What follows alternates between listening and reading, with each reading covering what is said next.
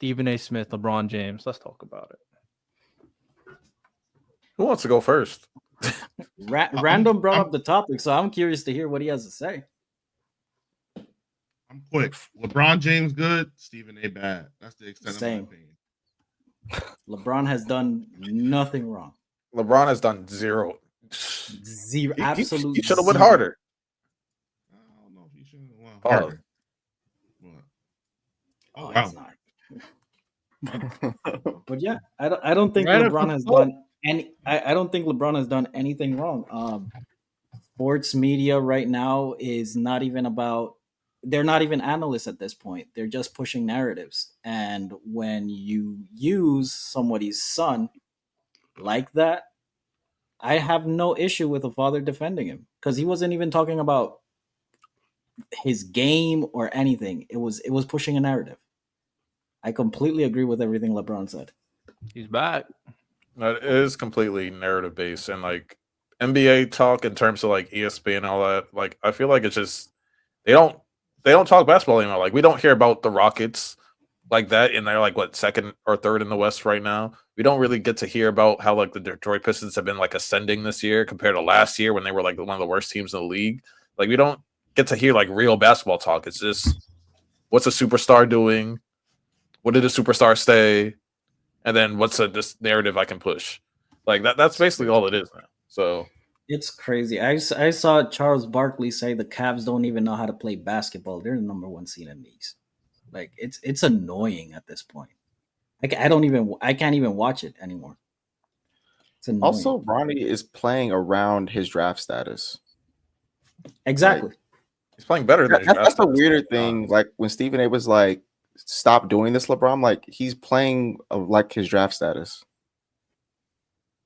And then they say go back to the G League. That same weekend he dropped 39. So it's like that was so weird. They say he should be the G League. It's weird. One of the weird things with Charles Barkley said she said he should be in the G League. I'm like, Charles Barkley. He said he should be in the G League instead of on the Lakers bench. I'm like, Charles Barkley, do you not know he's been in the G League this whole time? I was like, I feel like I don't know. That to me, that just sounds like they're not that informed. If you're saying that he should not be on the Lakers bench and should be in the G League, but he's been in the G League for months, I don't know what to say to that. Like LeBron said it perfectly. They're like, when it comes to athletes talking sports, they're of course like you want like athletes that people actually play the game. Like of course like their opinions mean something. But like he said, some people they don't know basketball. When they got to the NBA based off their athletic ability and then be able to do like a few good things, but they don't really understand the game. They don't watch the game themselves. Like so, like someone like Charles Barkley, he was a great player, MVP and stuff like that, but we all know like he was a shit defender. He did not take care of his body, stuff like that. So him calling like, "Oh, this guy's out of shape," or "Oh, this guy doesn't play," like you know nothing about defense. You know nothing about defensive schemes because you never did it yourself. So it's like. And things along that nature, like just guys that like they got off their success more off their talent than their actual mindset and like their actual IQ. Like their opinions don't mean as much to me. Like I'm playing a little devil's advocate, a little nuance to the. You always advocating for Satan. Hey man, with that said, I personally think I think a better way to phrase it is that they don't watch NBA because I don't think most of them watch the NBA at all. I do think they know basketball though. Like they know the game of basketball. They know the schemes and everything. I just want to throw that out there because someone might go like, "What do you mean, Charles Barkley doesn't know basketball? He knows basketball." These MFers just don't watch the NBA. Like they do not know what the players are doing. They don't know about the new schemes. They don't know how the game has changed. They don't know about the new rules. Really, I'm not gonna say it's in totality, but a lot of it is just more casual viewpoint based off a veteran's experience. So, just throw that up. Yeah, they very much stuck in their ways. They'd be like, I remember a time Charles Barkley was like, the Celtics should stop shooting all those threes. I'm like, bro, they were the best 3-point shooting team in the league. Why would they stop? Like, exactly. They got like 6 dudes shooting over 40%. Why would they stop doing that? That doesn't make sense. I'm saying like, oh yeah, OKC's top 5 in offensive defense, but they're young, so it doesn't matter. What? Yeah, I don't know. Every team has to win their very first time to win their very first time. You know, As a basketball casual looking at this from the other side, the only thing LeBron did wrong, and I mentioned it to Miles yesterday, was the stray at Brian Windhorst. Like Miles said, he was lashing out at that point, and I heard a lot. Look, as a casual on the outside looking in, Lonnie's already mentioned it. The state of basketball discourse is so horrendous that I don't really like engaging in it because it's basically like, to talk about it from a football sense, it's what people do with quarterbacks. Quarterbacks have that basketball talk, like, you win in championships, you got to do it this way, you got to do it that way. Now I get it, because when I was watching earlier, like in the late 2010s, was all these old people came out. When I heard Oscar Robertson say that Steph Curry would just be some dude in his time, I'm like, all right, bro. Like, then of course the younger generation is gonna come up and attack. Is gonna come up and attack y'all because y'all been doing that to them. But at the same time, like, not everything LeBron says is the truth. Like, the stray of Brian Windhorst was completely unnecessary because people ran with that and act like Brian Windhorst said he was his best friend when he never said that. Brian Windhorst is an accomplished journalist. Like, people are calling him a stalker because he wrote books about LeBron. We're not giving that same smoke to, like, Ahmad Rashad. We're not giving that same smoke to Tim McMahon, who literally just wrote a book about Luka. Like, this is what the media does. And, like, people saying this, like, even I saw Omar, let's keep it a buck. Like, obviously, all the fat jokes flew out with him, and then he started saying that Windhorst was going to high school parties to cover LeBron, which was, how do you say that on the platform? How do you say that on your platform? So I'm a fight for Brian Windhorst, because you can wait. Who you talking about? Who said that? Omar on Let's Keep It a Buck. Shaking my head, Omar. Shaking my head. So weird watching that. And look, Damo and B.S.S, they were just like, they were trying to stop him, but that dude wanted to get it off, and he was going to slander that dude to that point where I'm like sitting there like, you can go, there's a simple Google search to disprove what LeBron said about him. Like, Brian Windhorst never said he was his best friend. Brian Windhorst covered the man legally. He also worked in Akron at the time when LeBron was in high school. So at sports reporter, was he not supposed to cover LeBron when LeBron's probably the greatest athlete the state of Ohio has ever produced? Was he not supposed to cover him? Like, the fact that they're saying that, oh, he made millions off his name, that's what media does. They make money off the athlete. Nick Wright's actively doing that. Draymond Green, every time LeBron's name is ever mentioned, throws a couple pillows down to slurp the hell out of LeBron, but nobody's bringing that up. Like Dave McMenamin does the same thing, but I guess that's different because they're glazing LeBron, which until that interview, we all attack. A lot of people attack Brian Windhorst for.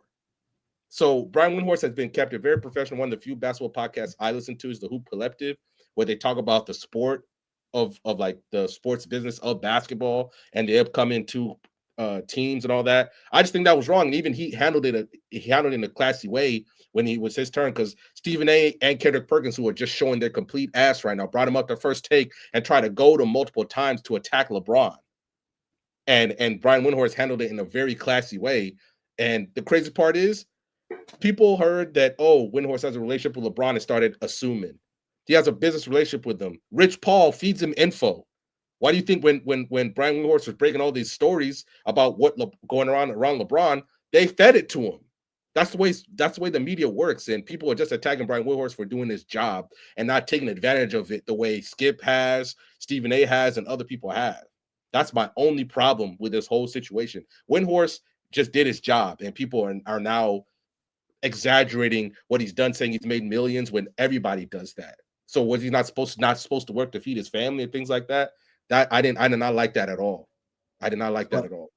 But is that coming from LeBron himself or everybody around the situation? Because I mean, is it wrong if LeBron truly feels like it's kind of weird? Is that wrong? No. He can, but it's not like he's not like Stephen A. attacking LeBron as a father. Like, all I've ever seen Windhorst talk about LeBron is from a basketball sense. That's all he's ever talked about. Is it weird? I guess so, but that's his job.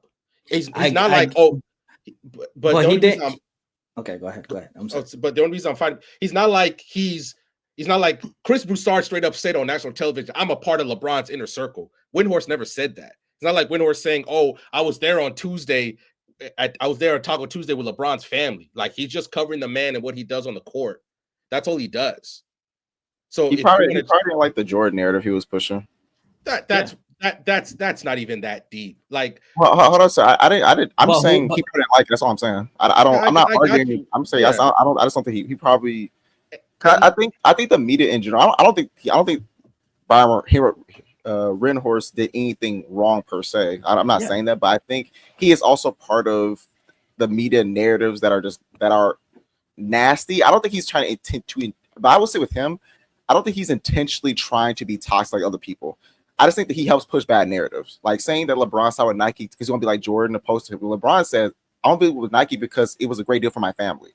That adds to the bad, toxic talk around basketball as a whole, which he adds to it, right? But I think with him, it's not as, I don't think it's intentionally toxic like Stephen A saying, or any other person saying the stuff that they usually say about players in general. Like telling Kawhi Leonard he doesn't care about basketball, he should retire.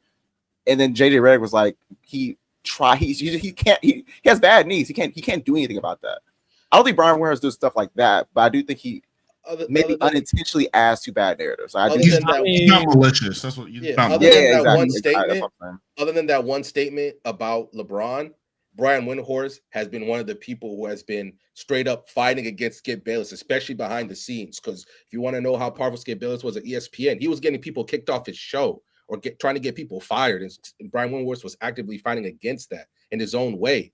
But guess what? He's not going to come out publicly because that's his job. That's how he feeds his family. Other than that one statement, with even if you think about it, okay, he signed for the money. You tell me at no point LeBron said, "Damn, I'm signed to Nike." That's the same thing. That's because if we were signed with Nike, sure, the money's the number one thing. But at one point, I'm like, "Damn, I'm also signed the same place that signed LeBron, that signed Jordan." I think people really drag that statement out because LeBron. That wasn't. Yeah, I kind of feel like the same way with like De'Aaron Fox signing with Curry. I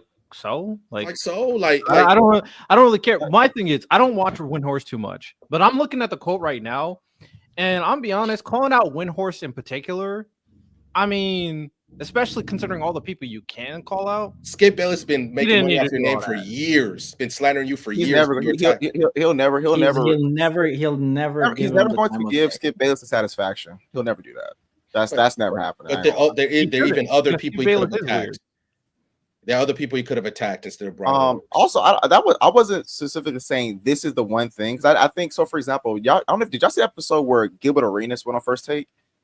Well, basically, he was saying how media narratives are really bad, and so Brian Windhorst was on the side of you need both, and he's saying that, but this bad side is what's making media so bad. So he does advocate for bad narrative. He just does, but I just don't think he's malicious with it. Like Skip Bayless, like Stephen A. I don't think it's malicious, but him saying that you need this type of stuff is saying that the toxicity is needed, whether that's his intention or not, is what I'm saying. I need to see more context. I don't know the context because I haven't watched First Take in a long time. But based off my perception on what it could be, at the end of the day, in terms of the toxicity part, I agree. It's annoying. I don't like to watch it personally. I like more analytical talk. But at the same time, the media is necessary for the business of the NBA and the business of the NFL. And also, whether we agree with it or not, people love that toxic stuff. They just do. They love the LeBron debates. They love the Jordan But you know what, Riddell? That's fine. But I'm just saying he's advocating for it. That's all I'm saying. I don't know the context, but I feel like that's why he would say it's necessary. People want this, right? But he's saying I'm saying, but that's just me saying that he's advocating for something that has toxicity to it. That's just fair enough. Yeah. Fair enough. Until something else, until there's another way, because first I'm saying this for myself. When I was in college, First Take was appointment viewing for me because I was one of those people I was scheduling my classes around it because I had to see what crazy stuff Skip Bayless was saying about LeBron. And the fact that at crazy part at that point, Stephen A was fighting for LeBron on LeBron's side the whole time. And then guess what? When I say we, I mean the viewers. We gave that a lot of power because then every show turned into First Take, and it got to the point where they didn't when it got oversaturated. Hell, what call it? Players' Choice is first things first. Like all these things. Like I I just think we as viewers can also play a part because guess what? They can try to talk about the Pistons. They can try to talk about the Rockets. The people don't want to see that. There's a reason why LeBron That's a lie. He does. That's They can bullshit. okay. So then why are they not getting those numbers when they talk about them on ESPN? Why Because they they not don't get those numbers? because they don't sound informed when they do. I think that's the problem. Because they can't talk about it properly. They don't watch basketball. I have a good example. I got a good example for you. When Kobe was doing his detailed breakdowns, he was breaking down the Hawks. He was breaking down a bunch of teams. They loved it. It was fascinating. It was amazing. He was breaking. But was it random? The point I'm making is that people do. If you have somebody like when Kobe was breaking down Trae Young's pick and rolls, it got millions of views. So that means that people enjoyed it. That's what that means. People want to see if a great basketball mind can break down things, people want to see it. That's why Mind the Game did so well. They weren't just talking about the top teams with JJ Redick and LeBron and Steve Nash. Like they're talking about the game. Yeah, exactly. There's an audience for it. There can be a balance. I think for the most part, people want the casual toxic stuff, but there is an audience for the analytical part, which is why people really appreciated JJ Redick when he went on First Take and broke down the game. I'll say this. Even if they want the toxic problem, I think the media is going to have to come to kind of grips with it. And that's what they're trying to do by getting all these ball players on their shows. Why would I watch y'all talk about that toxic stuff when I can watch ball players that actually competed against these people talk about it? I think that's a bigger problem that people are giving credit to either. I can go watch Gilbert and Arenas and all of them be wrong. No. I can Wait, I'm not doing that. I'm not doing that. I can go watch Gilbert and Arenas and then be wrong. I can go watch. I can watch Paul George be wrong. I can watch any of these people that actually played the game be wrong and talk about this stuff, and they can offer me entertainment, and they're more respectable people because they play the sport. I'm gonna fight. That's what it is. You can't use Shaq and all of them, but for so long because they're not the demographic that's currently growing up and watching basketball. It's all older. It's all older people. Their time is gone. It's people our age and people younger who want to see more familiar faces. They don't want to listen to Charles Barkley and all of them talk. I'm not just that. You also have. No, go ahead, Santo. No, and it's what I was saying is that it's not just that. It's the fact that it's the #1 NBA show, and they all hate the game. That matters. No, that's a fact. That's literally one of the biggest reasons why NBA sports media is where it's at. That's why the basketball players are upset and they don't want to talk to anybody because every time they talk about them, they just shit on them every time. That matters. So I'm literally with Miles. I can go watch a Gilbert Arenas. I can go watch anything on YouTube.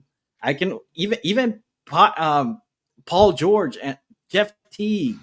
Like I would watch all of those. Before shout out my Kevin Garnett and them.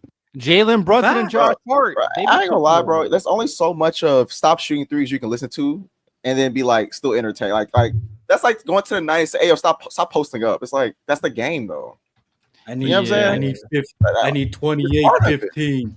Like, bro. Yeah, that negativity, that toxic, like hating the game stuff. Yeah, that is so dead. Like. It doesn't help the product. It just doesn't. You just really make it flat-pilled, negative, nihilistic. People are going to have a negative perception. They're going to be calling out all these different things and complaining about everything. You know, it doesn't help that underlying dollar because at the end of the day, the way that we're playing now is the most effective way to play basketball. But you know what? Right? Speaking of all this, because we were talking about this agenda of LeBron and Stephen A. Stephen A is disgusting for bringing up Kobe. That was genuinely. That was so. Because Stephen A. I saw Nick Wright made a video about this. He said Stephen A. This veil he was hiding behind the. I don't have a problem with LeBron. And then after this beef, did y'all lose him? Your mic, Ty. Oh, he must have knocked his. No, I can't. Can y'all hear him? Yeah. Nope. Yo, Stephen A. got him, bro. Stephen A. got him. No, got him out of here. You just muted yourself, Ty. You muted yourself now. It was. Hey man, Stephen A. You muted yourself, bro. Hold on. You're still muted. Now you're not muted. Is it good now? There we go. Yeah, you're good. You're good. Okay. So what I was saying was that the idea that he had about he never had a problem with LeBron, but then he just openly admitted that he never liked him, or he's not liked him for a long time. To me, because he always, I remember he said recently, like, we don't get personal, but bringing up a very personal and sensitive, like, if I say that I don't get personal, if that was like your shtick, it shouldn't matter what someone else says because you should stick to that principle. If that's what you believe, if you say I never get personal, it shouldn't matter what LeBron say. You should hold that standard. Thank you, Todd. Yeah, I said thank you. That's a fact. It doesn't. You know what I'm saying? And so for him to then bring up, you know, we could be talking about how you didn't go to Kobe Bryant's funeral. I'm like, whoa, where did that come from? That is low. That's such low hanging fruit. Hey, Stephen A is entering a very weird place right now. To me, it didn't matter if he went or not. They still reported that he was there, but to me, that's not irrelevant. The fact that you would bring up someone that died, like, you know, how does Vanessa Bryant feel that you brought that up? How does his family bring that you use Kobe's death as a tool to attack somebody? What made it worse, Ty, is that it wasn't true. That LeBron was there. To me, even if it were, to use a man that passed away as a tool to attack someone is nasty. Like, that is. And it's a guy that you know will get buzz and clicks. Kobe's name out of everybody, too, with how he passed away, was so like easy attention grabbing material, and that was nasty. Weird. That was all right, bro. That was actually disgusting. He's disgusting, and I personally, I'm so off of Stephen A. Smith, and I'm one of those people like, hey, if you can go on national TV and tell people you don't want to make an enemy out of me, and somebody checks you in public, you can't go on your platform and say you could have pulled me to the side. Like, nah, keep that same energy, bro. Stephen A. is so weird because he was like, pull up on me at the game. They pull up on him. That was weak. I'm like, bro, what do you? He said he was gonna slap bro. Like, yeah, right. Right. How you know that conversation really affected him, because he brought up violence when no one. There was never any violence that was ever. I don't think LeBron ever tried to threaten him with violence. We know that he didn't because he never brought it up. He brought up violence. He brought up Kobe Bryant's death. He brought up his son's cardiac arrest. He brought up Dwayne Wade. He brought that interaction really fucked with him. That he brought all these things. It really hurt his pride. Like, literally, his ego was completely shot to the point that he said, like, I really wasn't gonna talk about it, but I saw it go viral, so I had to mention it. Bro, shut up, man. Then he's trying to act like it was. He's trying to act like it was staged. Look at LeBron. Look at the camera. This is all fabricated. Like, come on, brother. Ever since Stephen A. created his own podcast, he's been saying some BS. He's been doing some BS. And then him and Kendrick Perkins tried to suggest that he doesn't do podcasts with black players. I was like, because Kendrick is also weird. I was like, and then Richard Jefferson. So then I don't know if y'all seen Kendrick Perkins. He went on Richard Jefferson, and he got checked there. He was like, there, absolutely, many times. So one of the biggest interviews he had was when he was talking about how Kyrie Irving said that the first people last year. It was right after the bubble. That was one of the biggest podcasts ever, like that at least most viewed. And then Kendrick Perkins, you can tell they never addressed that he lied, that he said they brought up Kobe's death. Like, they told him that don't do that, but Kendrick Perkins never responded. He should respond to that. Like, why did you let that slide that he brought up Kobe? You really? I put Kendrick. Bro. Me personally, like, look, my disdain for Gilbert Arenas is very obvious. The minute he went the racial route, that I'm like, oh, about the South Sudan people. It's not just that it's just that it's objectively. I believe it's objectively racist, because if Tim Legler said that about South Sudan, he wouldn't have a job. People would be asking for him to get cut. And I put Kendrick Perkins when he said that stuff about Jokic and tried to get it that way. And Jerry J. Redick went on First Take right afterwards and called him out. And ESPN didn't do anything about that. Whether or not it's the basketball powers up top for allowing this to happen to the point where, like, the NFL would never let this happen. Like, I'll say that right now. Roger Goodell or somebody at ESPN would be like, we're not letting this happen. We're not letting you talk about our players like this. And the NBA really dropped the ball on that. Like, to even intimate that about Kendrick Perkins, somebody that you, Kendrick Perkins, have made money off, both on the court and off, for you to intimate that was so disgusting. And then to let Richard Jefferson do that. Like, I put those people in the same camp, but that's weird, man. Just like talk about the game. That's why, like, for instance, Jokic don't mess with you, like LeBron don't mess with you, like the real ball knowers don't. Like, why does that matter? Like, the reason why Steve Nash is on there because he knows the game. if Richard Jefferson knew more about the game of basketball than Steve Nash, then that's why he'd be on there. Why would you not want to listen to Steve Nash and LeBron James talk about basketball?